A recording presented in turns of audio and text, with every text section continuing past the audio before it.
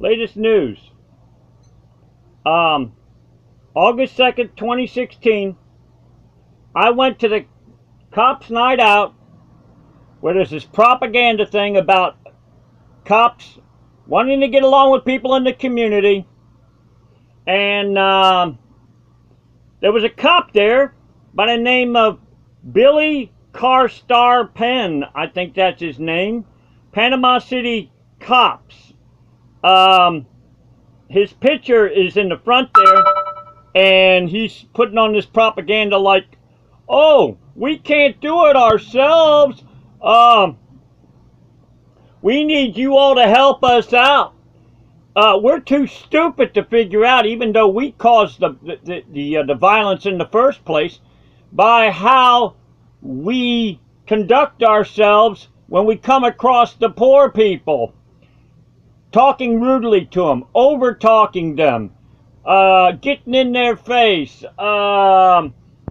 even taking and putting our hands on them, doing all different kinds of assault bait tricks, entrapment tricks, which is 777-201 of the Florida statutes.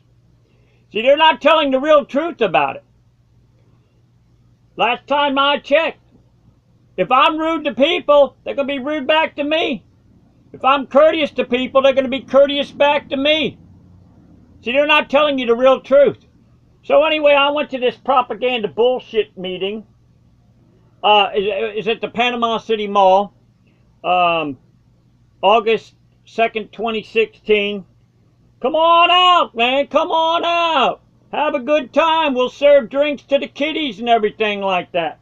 But hell, if there's any serious questions that are going to be asked us, we're too busy. We got other things to do and stuff like that. You'll hear it. You'll hear the motherfucking bullshit.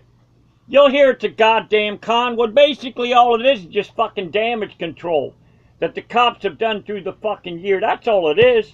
So anyway, this is a continuation of this bullshit right here.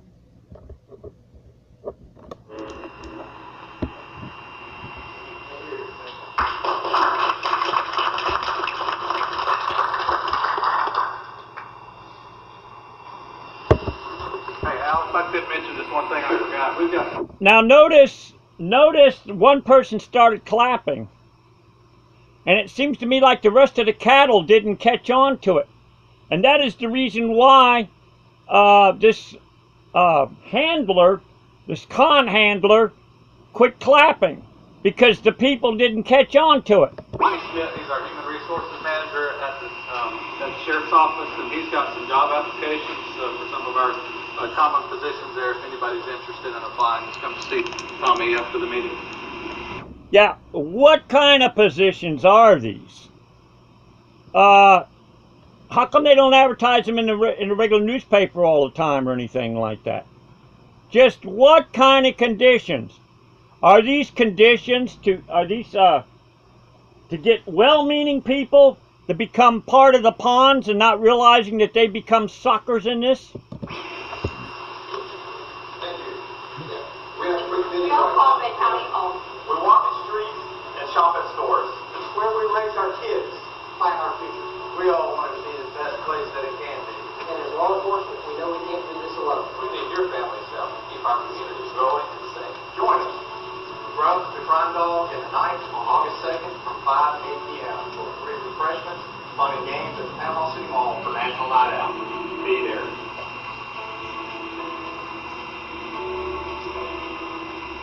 Yeah, I went there. Gee, I wonder if the crime dogs do searches on cop cars? Does the crime dog do searches at cops' houses or anything like that to find out all the drugs that they got and everything like that they resell? I'm just wondering. We all call Bay County home. We walk the streets and shop at stores. I was hoping we were going to let you just do it. One of the reasons Last time we had both law enforcement individuals speak from a personal perspective and community members speak from a personal perspective. Personal perspective is another con grants word that's used. that don't mean a motherfucking thing. Personal perspective? See, these are new people that are being trained to be cons. That's what this is all about. I remember you telling me a long time ago, you never know what someone else is thinking or having to do unless you walk a mile in their shoes.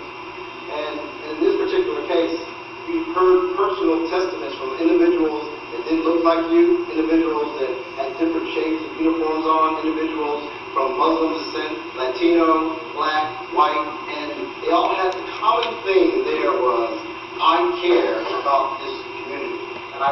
Oh, yeah. I wonder how many cops have walked in the shoes of the poor, broken down homeless that get thrown in jail for quietly drinking a beer. Did they go to jail? We got somebody named McKinney Luther. Was a war hero, U.S. Marine. Spent over 6 tours overseas, supposedly fighting for our country. He can't even tell us the reason why we were fighting in the first place. Comes back all shot up. You can see shrapnel wounds across his face and everything like that. Idiot fucking clown cop in Panama City, Florida threw him in jail for quietly sleeping on a bench because he probably didn't have anywhere else to go. Walk a mile in his shoes? Go to fucking jail, man. When you take somebody to jail, an innocent person, stay in there. Stay in there in jail with them motherfuckers. Stay in jail. Walk a mile in your shoes. Bullshit. I want you to care as much as I do, and believe me, we want to make it work, whether they were a resident or whether they were somebody in law enforcement. I think that's very, very key to hear and understand. And like I told my son, it's very, very key to believe. Because if you just hear... See, that's another key word. Key. See, he probably went to one of these bullshit grant seminars, and last time I checked, Grantmanship Center bullshit motherfuckers, they charged something like close to $500, and that was back in 1995. God only knows what they charge now. And you don't believe that the people or person sitting next to you wants to make this community a place to be proud of, wants to make this community a place to live, work, and play, that you call proud, call Bay County, then we have a deeper problem. You have to... And notice how he talks about community. This is another key word that is used by Grants Con people. Be willing to open your hearts and open your mind and listen to somebody else's point of view. You don't necessarily have to always agree with it. But now, you notice it says listen to somebody else's points of view. Notice it says you don't have to agree with it. See, what he's done basically is he's trained the well-meaning people in the audience. Don't believe a motherfucking thing anybody's got to say, other than us fucking cons out here on the podium. That's what this fucking shit's all about. We can understand where they're coming from, and when you have a better understanding of where they're coming from, then we can come together with a better approach on how to deal with situations that we're confronted with. But you can't come up with a solution unless you know where the person is coming from, or you know. You can't come up with solutions. Notice this. You can't. Why did they say you can come up with solutions? If you listen to other people than the cops. Right there. And we have to be able and be willing to understand. And that's difficult. If this was not difficult to accomplish, we wouldn't need to have these meetings. Bullshit. All you gotta do is send out a message to the cops. If you're right, we'll back you all the way. If you're wrong, we'll bury you all the way. It's so motherfucking simple, it's incredible. They could say, guess what, you cops? We're gonna have sting operations. You're not gonna know. The poor person that you think you're gonna fuck with is gonna be somebody that's gonna bring you down.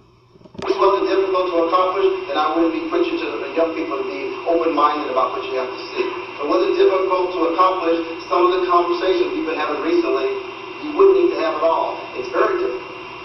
It's very difficult for policemen and law enforcement officers to sit there and hear that almost a lot of individuals in the community would rather run from them or run to them, especially when I know some of these officers personally. That's very difficult. It's very difficult. Why do you think they fucking run away? Because they've been trained a long time ago A cop is looking for a reason to fuck with somebody. A cop is looking to figure out some way to entrap somebody. Not only that, I find it awfully interesting, cops' badges, names and everything are so small, it's hard to see them at all or anything like that. And so therefore, they can operate under secrecy and terrorism at the same time. So for a young black man who hears some of the stories, whether they have all the facts or not, but the quantity of story that they hear lends itself to believe that they are a target. Hey, I'm a white person, man. I've been targeted over 20 motherfucking times. That's a hate crime right there, just to say blacks. It ain't just blacks. It's poor, it's homeless, it's white, it's Hispanic, it's Asian, it's all different kinds of people. Matter of fact, Jimbikeman at the cops' night out on August 2nd, you're going to hear him saying this is bullshit. When I wanted to find out about the accident investigation, yeah, he and Jason Williams, 2 cops back in 2003, threw me in jail because all I was trying to do is do something about them boom cars, which I'm going to be putting up a video of where I went to the fire department people, I went to emergency management, I went to Homeland Security, I went to Bay County Sheriff's, and I was talking about the boom cars that put ambulance and fire department people in danger. Man, you'd have thought that I was talking about, hey, next time you have a party, why don't we float some turds in the punch bowl? Very difficult for the Muslim community to believe that every time that they get seen, that they are not looked at with some kind of understanding, okay, what are they getting ready to do next? Those are difficult perceptions to understand and to comprehend and to deal with. See, perceptions is another con word that's used. Difficult perceptions. What the hell is so difficult by telling the cops, hey, if you're right, we'll back you. If you're wrong, we'll bury you. What the hell is so hard about that? So we're here as a community because we believe we must deal with them, but we will never get to the point where we can live together as one in this community. Because this community is made up of everybody that's in this room, and a lot of people that don't look like us are still part of this community. And the only way that it works is if everybody in the community chooses to want to listen and work with each other. So I'll get off my soapbox, at least for right now, because I got the money. All right. There are other community law enforcement programs. Some of them in Tallahassee, Quincy, and Havana. And I worked with my friend Janet, and she got some information. Next slide. Now, friend Janet is partner in crime. Janice Lucas, back in 2014,